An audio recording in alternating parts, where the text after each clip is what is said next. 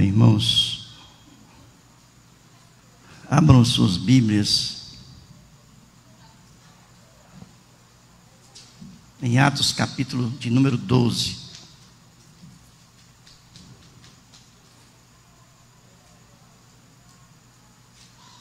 Atos, capítulo de número 12, nós vamos ler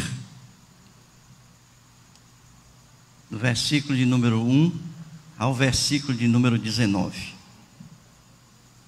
que diz assim: Por aquele tempo, mandou o rei Herodes prender alguns da igreja para os maltratar, fazendo passar a fio de espada a Tiago, irmão de João. Vendo ser isto agradável aos judeus, prosseguiu prendendo também a Pedro, e eram os dias dos pães asmos. Tendo-o feito prender, lançou-o no cárcere, entregando-o a 4 escoltas de 4 soldados cada uma, para o guardarem, tencionando apresentá-lo ao povo depois da Páscoa. Pedro, pois, estava guardado no cárcere, mas havia oração incessante a Deus por parte da igreja a favor dele. Quando Herodes estava para apresentá-lo naquela mesma noite, Pedro dormia entre 2 soldados e, acorrentado com 2 cadeias e sentinelas, à porta guardavam o cárcere. Eis, porém, que sobreveio um anjo do Senhor, e uma luz iluminou a prisão, e tocando ele o lado de Pedro, o despertou, dizendo: Levanta-te depressa. Então as cadeias caíram-lhe das mãos. Disse-lhe o anjo: Cinge-te e calça as sandálias. E ele assim o fez. E disse-lhe mais: Põe a capa e segue-me. Então, saindo, seguia, não sabendo que era real o que se fazia por meio do anjo. Parecia-lhe antes uma visão. Depois de terem passado a primeira e a segunda sentinela, chegaram ao portão de ferro que dava para a cidade, o qual se lhes abriu automaticamente. E saindo, enveredaram por uma rua, e logo adiante o anjo se apartou dele. Então Pedro, caindo em si, disse: Agora sei verdadeiramente que o Senhor enviou seu anjo e me livrou da mão de Herodes e de toda a expectativa do povo judaico. Considerando ele a sua situação, resolveu ir à casa de Maria, mãe de João, cognominado Marcos, onde muitas pessoas estavam congregadas e oravam. Quando ele bateu ao postigo do portão, veio uma criada chamada Rode ver quem era. Reconhecendo a voz de Pedro, tão alegre ficou, que nem o fez entrar, mas voltou correndo para anunciar que Pedro estava junto do portão. Eles lhe disseram: Estás louca? Ela, porém, persistia em afirmar que assim era. Então disseram: É o seu anjo. Entretanto, Pedro continuava batendo. Então eles abriram, viram-no e ficaram atônitos. Ele, porém, fazendo-lhes sinal com a mão para que se calassem, contou-lhes como o Senhor o tirara da prisão e acrescentou: Anunciai isto a Tiago e aos irmãos. E saindo, retirou-se para outro lugar. Sendo já dia, houve não pouco alvoroço entre os soldados sobre o que teria acontecido a Pedro. Herodes, tendo-o procurado e não o achado, submetendo as sentinelas a inquérito, ordenou que fossem injustiçadas. E descendo da Judeia para Cesareia, Herodes passou ali algum tempo. Amém, queridos? Falei no domingo passado sobre milagres. E hoje, irmãos, eu quero pensar um pouco sobre isso. Esse texto, ele vai me ajudar aí, Levi, porque não está passando aqui não. Dá para vocês lerem isso aí, dá? Dá? No domingo passado eu falei um pouco sobre milagre. Eu queria pensar um pouco mais sobre isso, porque esse texto nos conduz a pensar mais sobre essa questão dos milagres. Muitas pessoas não acreditam em milagres. Tem um texto da Igreja Universal que diz: se você crê em Deus, crê em milagres, não é? Se nós cremos em Deus, nós cremos em milagres. Mas nos dias de hoje, no mundo em que a gente vive, é muito comum se dizer que isso é passado, isso é história, que os milagres não acontecem mais. E a gente então tem que perceber que a Bíblia, ela está cheia de histórias, de narrativas sobre os milagres que foram acontecendo no povo de Deus. E se a gente acredita que Deus é o mesmo ontem, o mesmo hoje e o mesmo amanhã, nós temos que acreditar que hoje, da mesma forma que aconteceu o milagre no tempo do Antigo Testamento, durante o Novo Testamento, hoje também acontecem milagres. Vamos olhar um pouco para a história e a gente vai perceber, como vocês estão vendo aí, algumas narrativas. Por exemplo, quando o sol parou, quando Josué estava enfrentando os 5 reis que se uniram para derrotar Israel. O sol parou por um dia. Isso é milagre ou não é milagre? Para mim é milagre. Quando o Senhor ressuscitou mortos, pessoas que morreram, e Ele então ressuscitou novamente. Isso é milagre ou não é milagre? Para mim, isso é milagre. A abertura do Mar Vermelho, é milagre ou não é milagre? Para mim, é milagre, não é? Os milagres de Jesus, quando Jesus fala, os coxos andam, os cegos veem, as pessoas, os coxos paralíticos de nascença passaram a andar, aquele da mão mirrada que passou até a mão normal, isso é milagre ou não é milagre? Milagre. Então nós precisamos olhar para a Bíblia e entender que da mesma forma que essas coisas aconteceram no tempo do Antigo Testamento, no tempo de Jesus, no tempo dos apóstolos, hoje também acontecem milagres no meio do povo de Deus. Nós não podemos, irmãos, duvidar de milagres.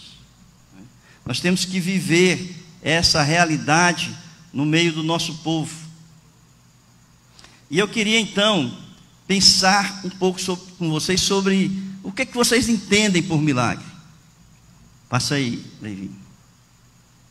O que vocês entendem por milagre? A gente tem que perceber, primeiro, que a mensagem mais importante da Bíblia não é a questão dos milagres que acontecem, né, nessas narrativas que a gente lê na palavra de Deus. Muitas pessoas estão em busca de Jesus atrás de um milagre. É claro que o maior milagre que a gente pode receber de Deus é a nossa própria salvação em Cristo Jesus. Mas isso não quer dizer que os milagres não aconteçam. Passa aí, Davi. Milagre é isso aí. Milagre é um ato sobrenatural de Deus quando Ele age fora das leis naturais que governam o nosso mundo. Então toda a ação de Deus que é contrária à natureza, que é sobrenatural, nós podemos então identificar como milagre. Aí a gente faz uma diferença entre o milagre e a cura. Existe muita cura na Bíblia.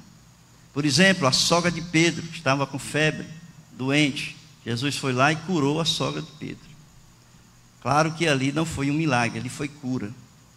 O milagre é o homem da mão mirrada, que todos os artelhos, ossos e carne voltaram a ser normal. Jesus andar sobre as águas, e Pedro andou sobre as águas, é milagre. Tudo aquilo que acontece fora as leis da natureza, então a gente pode considerar milagre, não é? Passa. Então, para que os milagres? Para que os milagres? Primeira coisa que a gente tem que entender é que o milagre é quando Deus quer mostrar o seu poder. A gente vai perceber que muitas pessoas não creem que Jesus é onipotente, é onipresente e é onisciente. Há pessoas que duvidam do poder de Deus. E muitas vezes os milagres, eles acontecem para que as pessoas possam ficarem amedrontados com o poder de Deus. Veja o que aconteceu ali na travessia do povo de Deus, o Mar Vermelho, quando eles começam então começar a conquistar a terra prometida. Josué manda os espias ali para Jericó, e quando os espias estão conversando com Raabe, olha aí o que a Raabe fala sobre os feitos de Deus. Josué 2, versículos de 8 a 11. Antes que os espias se deitassem, foi ela ter com eles ao eirado e lhes disse: bem sei que o Senhor vos deu esta terra, e que o pavor que infundis caiu sobre nós, e que todos os moradores da terra estão desmaiados, porque temos ouvido que o Senhor secou as águas do Mar Vermelho diante de vós, quando saíeis do Egito, e também o que fizestes aos 2 reis dos amorreus, Seom e Og, que estavam além do Jordão, os quais destruístes. Ouvindo isto desmaiou-nos o coração, e em ninguém mais há ânimo algum por causa da vossa presença, porque o Senhor vosso Deus é Deus em cima dos céus e embaixo da terra. Para aí mostrar então o poder de Deus, e as pessoas começam a perceber que Deus realmente é poderoso para fazer tudo aquilo que no seu propósito e na sua vontade Ele quer que aconteça. Parte aí. Mas também para fortalecer a fé daqueles que estão com a fé enfraquecida. No caso, por exemplo, ali da cura do leproso, quando Jesus toca o leproso e ele ali é curado, e ele então vai crer ali em Mateus capítulo 8, ali na ressurreição da filha de Jairo, quando Jesus disse para ele crer somente, e ele creu, e a filha de Jairo ressuscitou. Então, para fortalecer a fé, e também para levar as pessoas a Cristo. Muitas pessoas, depois que estão vendo os milagres acontecerem,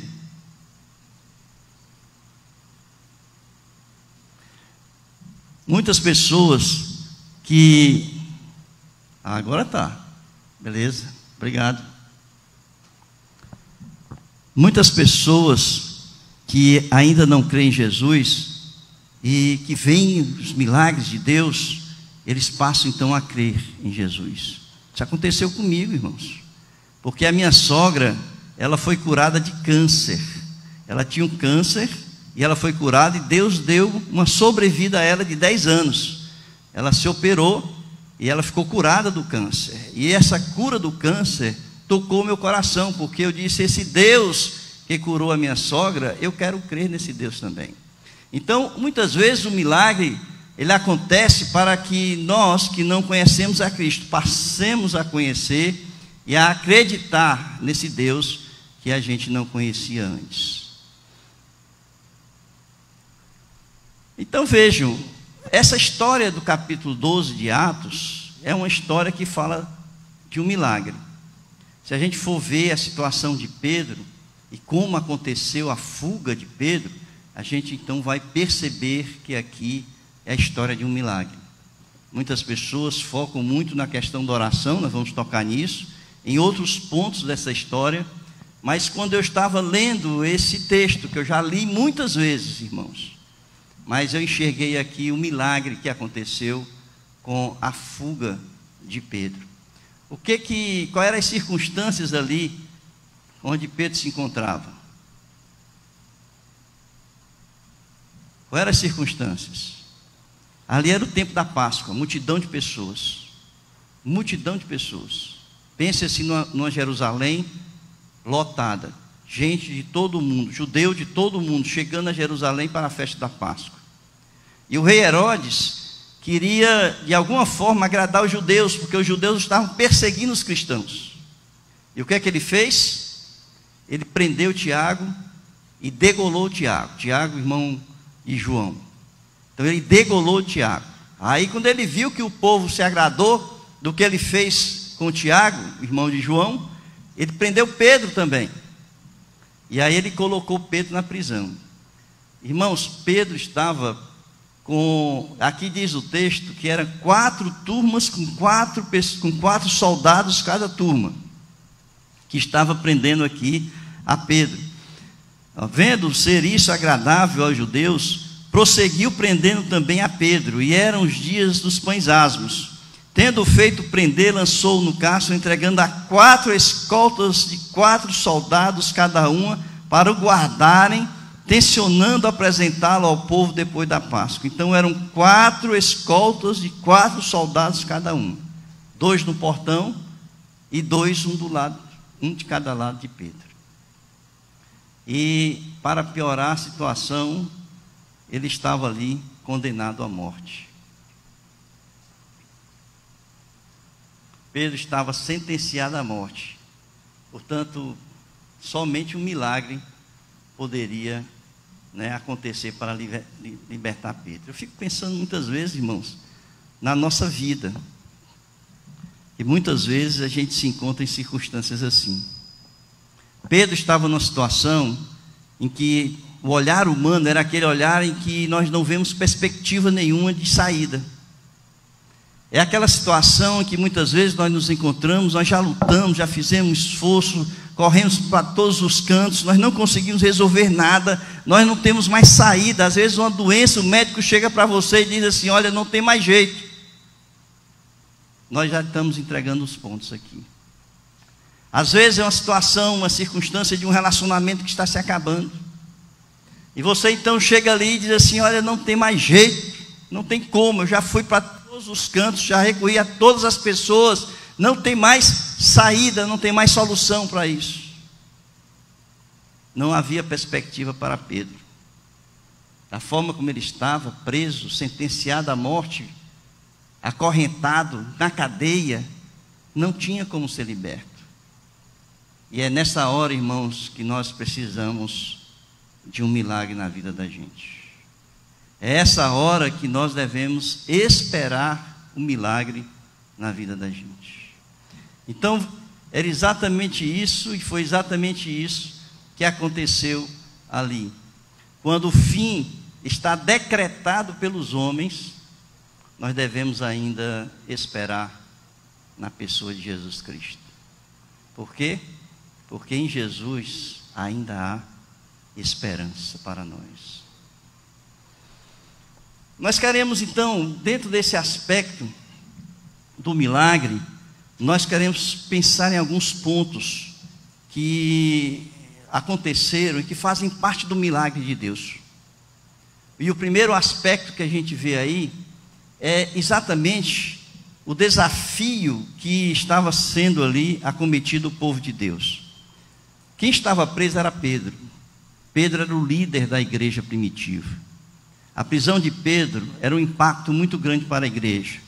A morte de Pedro, maior ainda, seria como espalhar as ovelhas. Como dizem, mate o pastor e as ovelhas se espalham, não é isso?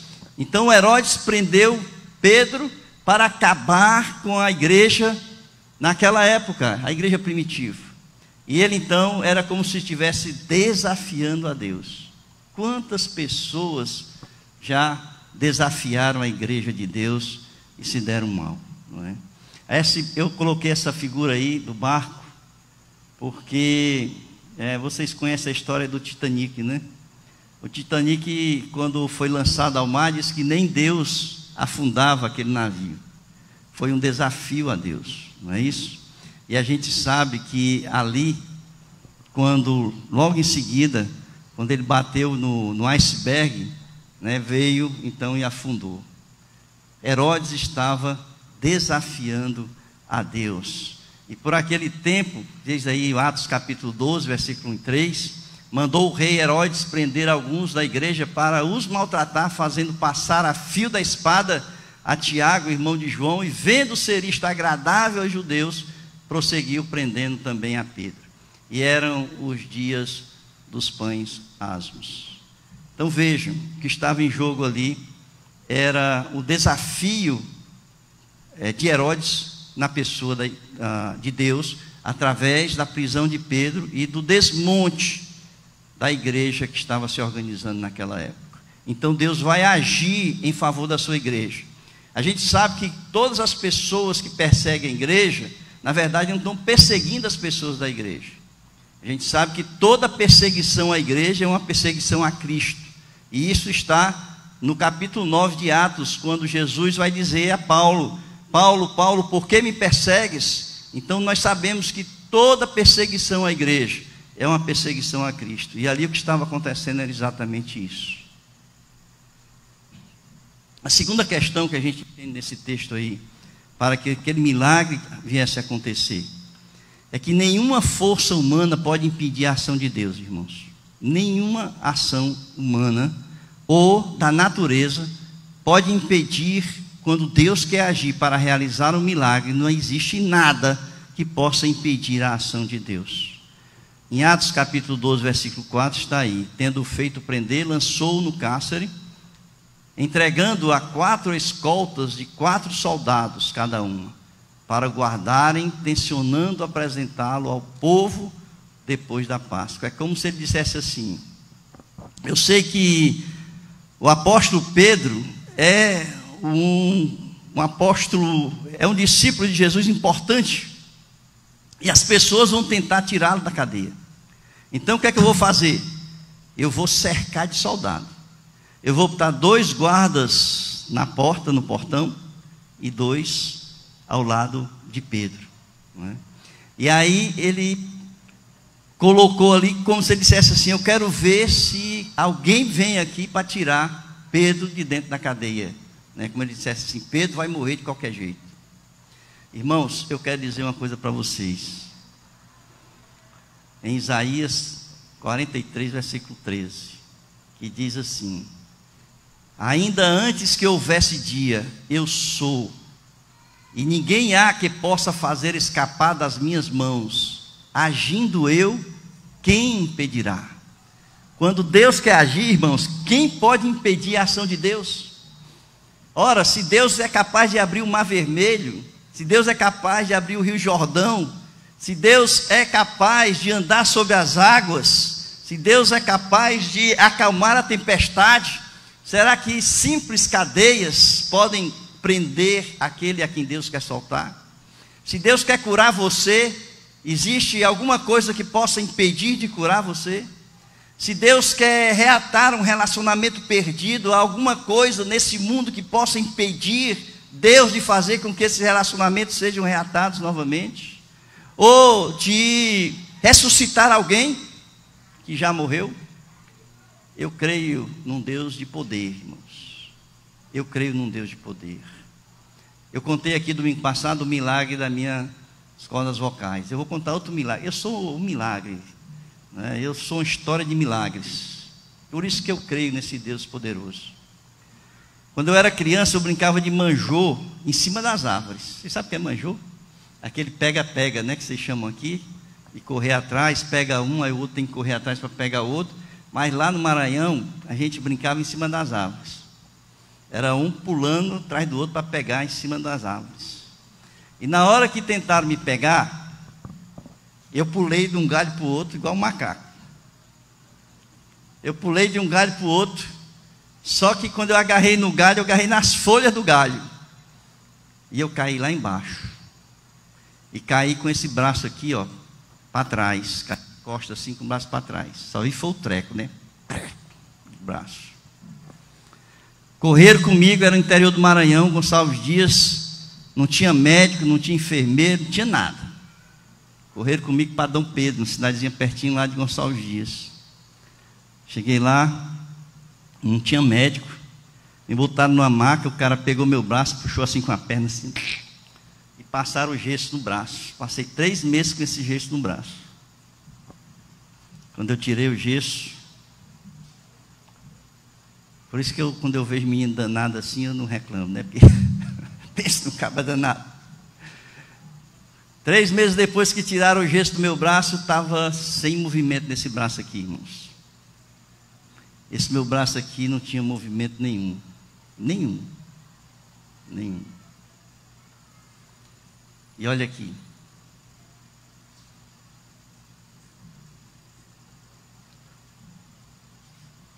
Só Deus, né? Só Deus. Deus tinha um propósito com a minha vida. Tantos livramentos que Ele me deu, não é? Tantas coisas que Ele já fez por mim. E aqui estou eu pregando o Evangelho. Portanto, não há nada que possa impedir Deus de agir quando Ele quer agir e fazer as coisas. Nós cremos, irmãos, nós cremos num Deus de milagre. Ele é capaz de fazer, quando há o propósito e quando há a vontade dEle, Ele é capaz de fazer um milagre. Veja isso aí, Romanos capítulo 8, versículo 31. O que é que diz aí? Que diremos, pois, a estas coisas? Se Deus é por nós, quem será contra nós? Não existe nada, irmãos, nada que possa impedir Deus, quando Ele quer agir para nos salvar ou para modificar a nossa história. Nós temos apenas que crer, como disse Jesus a Jairo. Crê somente e deixa o resto com o Senhor. Depois que a gente aprende nesse texto aí, é que a gente tem que esperar o tempo de Deus. Existe muita pessoa que se angustia, muitas pessoas que são ansiosas demais, às vezes querem que o milagre aconteça agora, às vezes acham que não aguentam mais, que não suportam mais. A gente sabe que a Bíblia diz que Deus não dá uma carga maior do que aquela que a gente pode suportar. Não é isso que a Bíblia diz?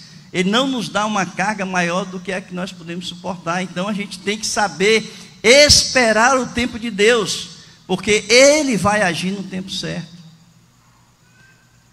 Aí em Atos capítulo 12, versículos 6 e 7, diz assim: quando Herodes estava para apresentá-lo naquela mesma noite, Pedro dormia entre dois soldados, e acorrentado com 2 cadeias e sentinelas, à porta guardavam o cárcere. Eis, porém, que sobreveio um anjo do Senhor, e uma luz iluminou a prisão. E tocando ele o lado de Pedro, o despertou, dizendo: levanta-te depressa. Então as cadeias caíram-lhe das mãos. Irmãos, o que Pedro estava fazendo naquela hora ali? O que ele estava fazendo? Hein? Estava o quê? Dormindo. Agora imagine, o cara ia morrer no dia seguinte. Preso, correntado, ia morrer no dia seguinte. Aí eu imagino aquelas pessoas que são medrosas, angustiadas, né, que a sua fé está pequena demais, não é isso? Como é que ficaria numa situação dessa? Desespero. Ai, vou morrer amanhã, à noite acordado, só pensando, na cabeça rolando, né? Pensou? A noite toda pensando, cabeça rolando, não dorme não. Sabe o que Pedro estava fazendo? Dormindo. Pedro estava dormindo, sabe por quê? Porque ele sabe que ele crê num Deus de poder, que se Deus quisesse libertar, irmãos, se Deus quisesse libertá-lo, Ele iria libertá-lo, mas se Deus não quisesse, Ele não faria. Vocês lembram ali daqueles 3 amigos de Daniel, quando que Nabucodonosor levantou uma imagem dele de ouro de 27 metros, mandou que todo mundo ali na Babilônia se curvasse diante daquela estátua dele lá, e os 3 amigos de Daniel não se curvaram. E ele então disse assim: olha, se vocês não se curvarem, vocês vão para o fogo ardente lá da caldeira. E eles disseram assim: se Deus quiser que nós morramos, nós vamos morrer. Mas se Deus não quiser, Ele vai livrar a gente. Eu acho que exatamente assim que Pedro estava sentindo naquele momento. Ele estava sentindo assim: eu estou preso, eu vou morrer amanhã, eu vou né? Vou morrer amanhã, mas se Deus quiser, amanhã eu vou estar livre. Mas se Deus não quiser, eu vou morrer, vou para o céu, né? Vou ao encontro do Senhor. Eu acho, irmãos, que no meu modo de ver, o servo de Deus é aquele servo que sabe esperar a hora de Deus. Quando todas as perspectivas do homem se esgotaram, quando tudo se acabou, a gente não tem mais nenhuma perspectiva, é quando realmente Deus vai agir. E foi exatamente, irmão, nesse momento, quando Herodes já tinha preparado tudo para matar Pedro no dia seguinte, quando não havia mais nenhuma perspectiva humana, Deus então agiu para libertar Pedro. E Pedro tranquilamente esperando ali a ação de Deus. Quando nós estamos em situações assim, não adianta se desesperar, queridos. O desespero da gente não vai resolver o nosso problema. A ansiedade não resolve o problema. A angústia não resolve o problema. O medo não resolve o problema. O desespero não resolve o problema. Nada do que você possa, naquele momento, emocionalmente reagir àquela situação, não vai resolver o teu problema. Numa situação como essa, quando não existe mais nenhuma perspectiva, só existe alguém que pode resolver o teu problema. E esse alguém é Jesus Cristo. Não existe outro na nossa vida que pode resolver. E foi isso que Pedro esperou. O tempo certo, o tempo de Deus. E Deus agiu e libertou Pedro. Outra coisa que a gente observa, que é um dado importante nessa questão do milagre, é quando a gente levanta pessoas para orarem, intercedendo pela situação que nós estamos passando. Naquele momento ali que Pedro estava preso, carcerado, sabe o que estava acontecendo? Oração incessante. Atos 12:5. Pedro, pois, estava guardado no cárcere, mas havia oração incessante a Deus por parte da igreja a favor dele. Atos, capítulo 12, versículo 5. Essa oração incessante é perseverante. Significava dizer que toda a igreja estava ali orando sem parar, incessantemente, perseverantemente, colocando diante de Deus aquela situação. E eles estavam orando em favor de Pedro. O texto diz assim: havia oração incessante a Deus por parte da igreja a favor de Pedro, a favor dele. A intercessão, ela tem que ser direcionada. A intercessão, ela tem que ser para aquilo para o qual nós estamos orando, colocando diante de Deus o fato que nós queremos pedir a Deus para que Ele haja naquele sentido. E estava naquele momento ali toda a igreja em Jerusalém orando pela causa de Pedro. Quando a gente vai ver, irmãos, sobre essa questão da intercessão, Jó, ele vai dizer o seguinte, em Jó capítulo 16, versículo 20 e 21, ele vai dizer assim: o meu intercessor é meu amigo. Quando diante de Deus correm lágrimas dos meus olhos, ele defende a causa do homem perante Deus como quem defende a causa de um amigo. O intercessor é aquele que sente a dor do outro. O intercessor é aquele que sente o sofrimento do outro. O intercessor é aquele que se coloca no lugar do outro. Quando nós estamos orando, intercedendo pelo outro, nós não estamos apenas pedindo a Deus que Deus resolva aquela situação, mas nós estamos, naquele momento da intercessão, nós estamos nos colocando no lugar do outro. É como se ali a igreja, naquele momento ali, ela tivesse presa junto com Pedro. É como se toda a igreja naquele momento ali estivesse acorrentada com Pedro, orando, sentindo a mesma dor e o mesmo sofrimento que Pedro estava sentindo. Então, nesses momentos difíceis da vida da gente, quando não existe mais nada para fazer no sentido humano, nós ainda temos a possibilidade de clamar ao Senhor. Mas nós temos um exército de pessoas que podem clamar juntamente conosco, que é a igreja de Jesus Cristo. E nós precisamos levantar esse exército. Nesses momentos, é o momento que a gente precisa levantar esse exército, irmãos. Um exército de oração, para que as orações do Senhor as orações ao Senhor cheguem até o trono da graça de Deus. Todo o exército de Deus, toda a igreja de Deus orando por uma causa, única causa. Naquele momento ali, a igreja toda estava orando por uma única causa. Estava orando por Pedro. E o Senhor agiu. Veja, Jó, ele intercede pelos amigos. Vocês sabem que os amigos de Jó condenavam Jó. Eles diziam que Jó estava passando por aquela situação porque ele tinha pecado, ele tinha que confessar o pecado dele. Confessa o teu pecado e Deus vai te perdoar. E ele procurava, onde está o meu pecado? E então os amigos condenavam Jó, e o Senhor ia castigar os amigos de Jó.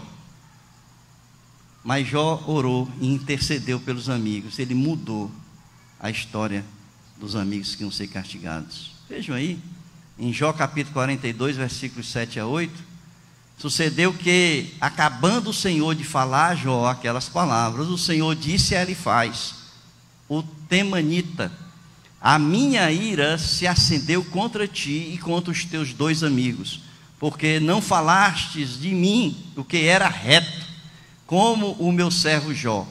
Tomai, pois, 7 bezerros e 7 carneiros, e ide ao meu servo Jó, e oferecei holocaustos por vós, e o meu servo Jó orará por vós, porque deveras a ele aceitarei, para que eu não vos trate conforme a vossa loucura, porque vós não falastes de mim o que era reto, como o meu servo Jó. Então a oração do justo pode muito, não é, diante de Deus. Jó orou e mudou ali a história dos amigos de Jó. Intercessão, oração incessante, oração perseverante, foi um dos pontos fundamentais para mudar a história de Pedro.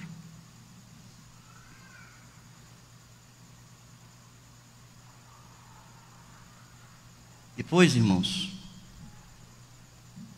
a gente tem que ver sobre, naquele momento ali, Deus mandou um anjo para libertar Pedro. Interessante é que são coisas que no Novo Testamento, né, aquelas pessoas mais tradicionais, eles não acreditam em anjos no tempo de hoje, né? A questão não é anjo da guarda, como a igreja católica ali defende, mas é a ação dos anjos. No Novo Testamento, na Bíblia como um todo, os anjos são importantes na história da igreja. Os anjos são os mensageiros de Deus. Os anjos são aqueles que recebem o comando de Deus, eles vão executar o mandato de Deus. Portanto, os anjos, o próprio nome já diz, ângelos, é um mensageiro de Deus. Então eles têm um ministério importante no reino de Deus. E a presença do anjo, ele mostra a importância do fato histórico. Se a gente for observar todas as vezes que a Bíblia fala da presença do anjo, a gente vai ver que há uma importância histórica naquele momento em que o anjo age. Quer ver? Veja. A destruição de Sodoma e Gomorra. Fato histórico. Deus manda o anjo para avisar ali Abraão, depois vai para Sodoma, e ali acontece a destruição de Sodoma e Gomorra. Quer ver outro fato? A concepção de Jesus. O anjo Gabriel vai lá e avisa a Maria que ela tinha sido agraciada, né? E ali há a concepção do Espírito Santo. O anjo vai, né, a mandado ali de Deus para avisar a Maria. Então todas as vezes que o anjo aparece, é Deus mandando e um fato histórico importante acontecendo. Nos milagres, irmãos, a importância do anjo, ela é fundamental, porque muitas vezes é preciso uma ação direta de Deus nos fatos para que as coisas sejam mudadas e transformadas. É necessário um toque do anjo de Deus, é necessário uma ação direta de Deus naquele fato. Foi o que aconteceu com Pedro. Quando Pedro estava preso, era necessário naquele momento que Deus enviasse um anjo para libertar a Pedro. Fato histórico. Por que fato histórico? Porque Pedro era o líder da igreja primitiva. E ele precisava ser liberto para ele dar continuidade à igreja que estava sendo organizada naquele período ali. E ali em Hebreus, capítulo 13, versículo 2, diz assim, né? E muitas vezes nós recebemos pessoas em casa, muitas vezes nós batemos as portas na cara das pessoas, muitas vezes nós rejeitamos a hospitalidade de determinadas pessoas, não é isso? E nós estamos rejeitando a presença do anjo na nossa casa, que vem com um mandado de Deus, com uma ação direta de Deus para fazer alguma coisa. O autor aos Hebreus está dizendo ali: não vos esqueçais da hospitalidade, porque por ela alguns, não sabendo, hospedaram anjos. Os anjos foram, agiram, tomaram as providências que Deus queria tomar, e nós nem ficamos sabendo que eram verdadeiramente anjos. Agora, quantos a gente bateu a porta na cara deles? Quantos? Quantos vocês rejeitaram o milagre na sua casa? O milagre que Deus queria fazer no seu lar, na sua casa, na sua vida, na sua família. Quantos?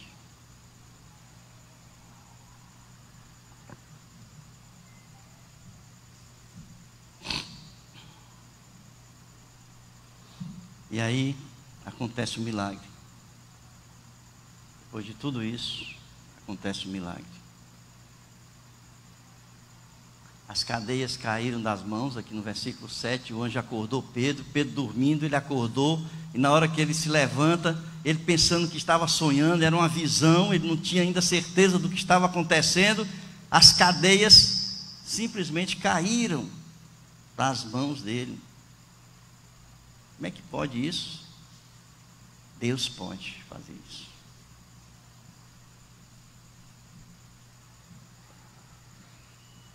Uma coisa a gente percebe, mesmo ele pensando que era uma visão, mesmo ele pensando que era um sonho, sabe o que aconteceu?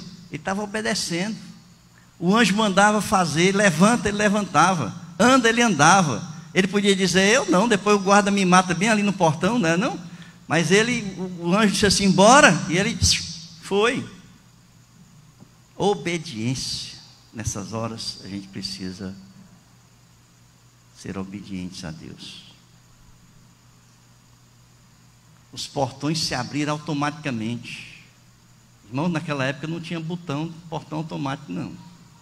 Eu sei que hoje lá o portão da garagem de vocês, você aperta o botão, o portãozinho vai...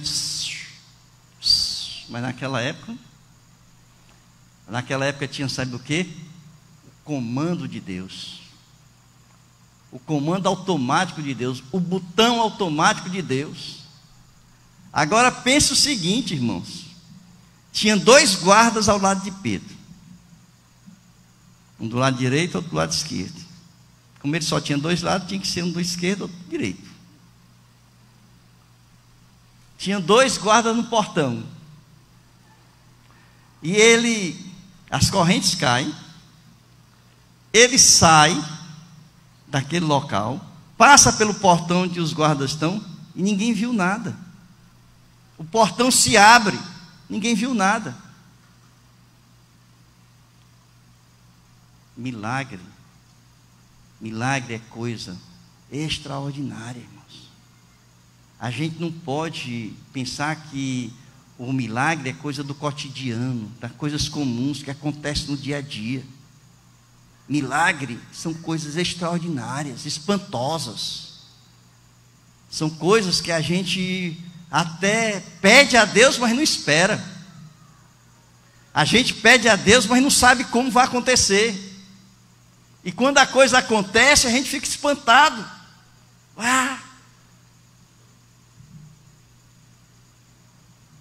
Vocês sabem que naquela hora ali, depois que eles passaram pelos portões, teve uma pessoa que quando ele bateu na porta lá, da casa de Maria, mãe de Marcos, a Rode, né, a secretária lá, ela ficou morta de alegre, porque ela estava esperando Pedro chegar. Quando ela ouviu a voz de Pedro, ela ficou morta de alegre.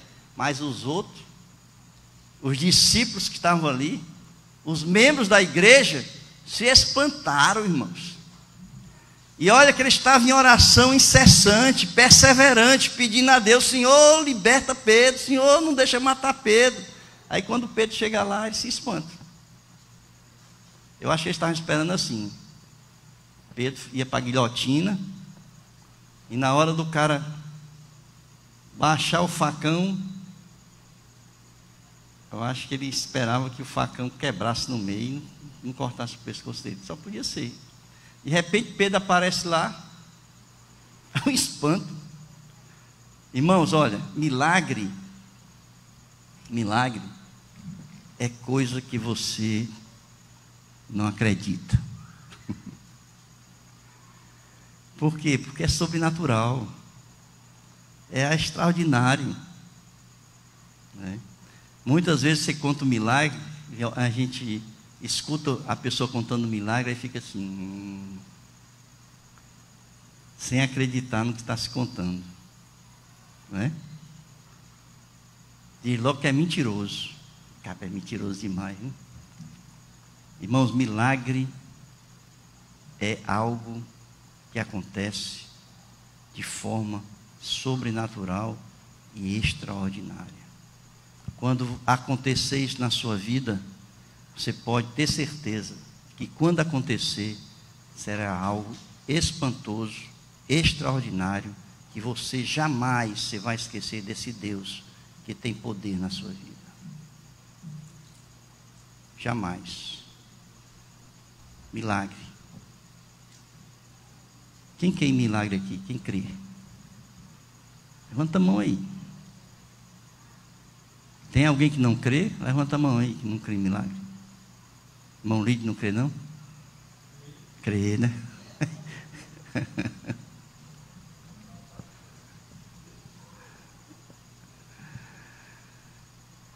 Irmãos, encerrando, eu quero dizer para vocês que os mesmos milagres que Deus fez no passado, Ele faz hoje e fará amanhã. Da mesma forma que Ele agiu no passado, Ele age hoje, Ele vai agir amanhã. Da mesma forma que Ele curou pessoas, que Ele libertou pessoas, que Ele ressuscitou pessoas no passado, Ele faz hoje, Ele fará amanhã. Quantas e quantas pessoas foram ressuscitadas na mesa de cirurgia, morreram e... Quantas e quantas pessoas foram simplesmente condenadas pelos médicos, não tem mais nada para fazer e há 10 anos atrás continuam vivos. Quantos? Milagre. Milagre. Portanto, eu quero encerrar essa mensagem de hoje e dizer para você: nunca pense que a Bíblia é um livro de história, apenas. Mas a Bíblia é um livro que fala da ação, do poder de Deus na vida do seu povo. A Bíblia fala que Deus é poderoso para salvar aqueles que entregam a sua vida a Ele. Que Deus é poderoso para transformar, mudar e restaurar a vida das pessoas. Que Deus é poderoso para curar qualquer tipo de doença que possa acometer na vida de uma pessoa. Para sarar qualquer ferida, qualquer mágoa. Para tratar qualquer relacionamento desgastado. Deus é poderoso para fazer com que o seu povo possa receber dele toda a paz, todo o amor e todo o cuidado que Ele tem conosco. Amém? Crê somente, disse Jesus. Crê somente. E o milagre há de acontecer. Eu quero encerrar com uma história. A Nilma não está aqui, mas pode ser que esteja assistindo aí no Facebook. A irmã dela teve um problema de saúde. A Welma, todo mundo aqui na igreja sabe. E quando ela teve o problema, que ela estava na UTI, ela só mexia os olhos. Ela tinha perdido o movimento, todo o movimento do corpo. E eu estive com ela lá na UTI. E nesse momento que eu conversei com ela, eu disse para ela, para tranquilizá-la, eu disse assim: minha irmã, e eu disse aquilo que Jesus havia dito para aquele pai que estava desesperado: crê somente, e o milagre vai acontecer. Alguns dias depois, ela começou a melhorar. É claro que estavam todos em oração incessante. Hoje, até outro dia, ela estava dirigindo o carro. Ela voltou a andar normal e ela dirigiu o carro dela. Ela vinha para a igreja dirigindo o carro. Deus é poderoso para fazer muito mais do que pensamos ou imaginamos. Amém, queridos? Curvem suas cabeças.